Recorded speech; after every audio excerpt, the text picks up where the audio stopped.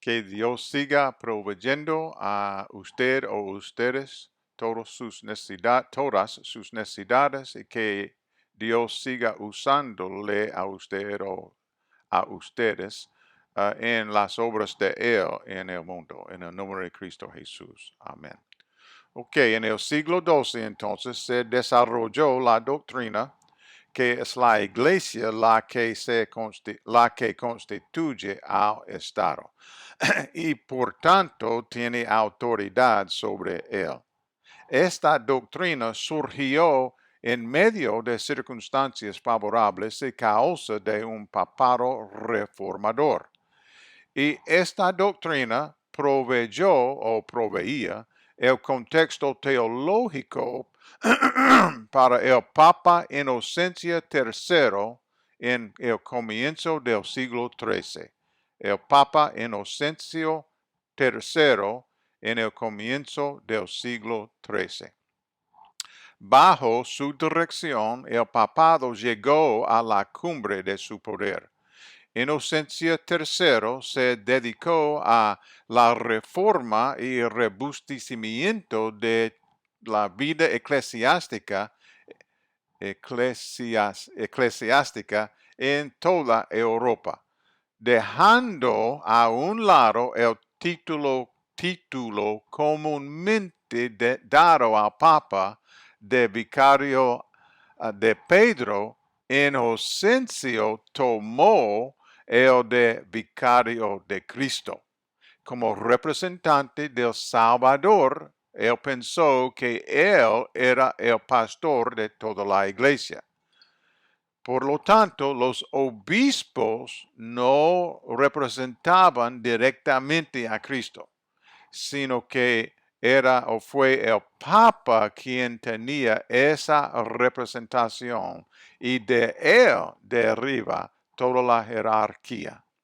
Por tanto, el Papa tiene autoridad no solo para nombrar, sino aún para deponer obispos.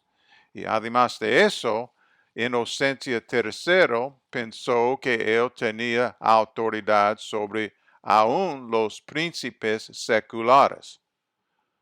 Tal fue la autoridad que el papado reclamó para sí en la cumbre de su poder.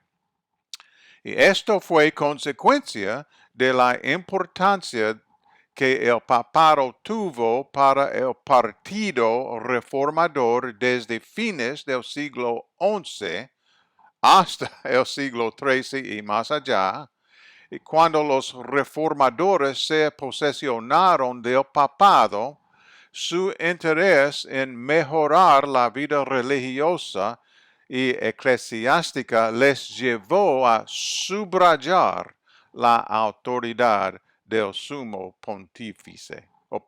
Pontífice. Todo eso, todo eso era parte del ambiente del siglo XIII cuando la Inquisición se convirtió en una institución pontificia. Desde tiempos antiquísimos se había considerado que la refutación y destrucción del error era parte de la tarea del obispo, no del Papa. Pero en el siglo XIII, la Inquisición se convirtió en una institución pontificia, ¿ok? Entonces, fue en 1231, que Gregorio el Noveno, instituyó la Inquisición Pontificia, enviando lo que se llaman inquisidores de la depravación herética. Inquisidores de la depravación herética. Y que, como comisionados suyos y jueces extraordinarios, debían ocuparse de destruir la herejía. ¿Ok? Por lo general, los acusados no eran condenados, sino a alguna penitencia o encarcelamiento. Cuando se les creía dignos de muerte, se les entregaba al brazo secular con una recomendación de clemencia. Pero tal recomendación era pura formalidad y la pena capital era prácticamente automática. Mi intención no es juzgar a la iglesia de ese tiempo. Si usted o ustedes quieren juzgarla, es su posibilidad.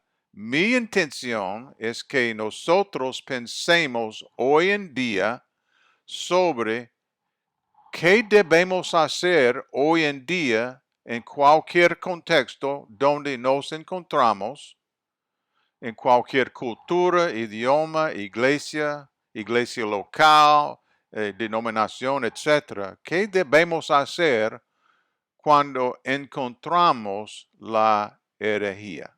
Entonces quiero que usted o ustedes piensen en esta pregunta. ¿Cómo la iglesia o cristianos individuos deben responder a la sospecha de herejía? Sugiero que usted o ustedes piensen en esta pregunta dentro de su propio contexto. Dios lo bendiga. Dios lo bendiga.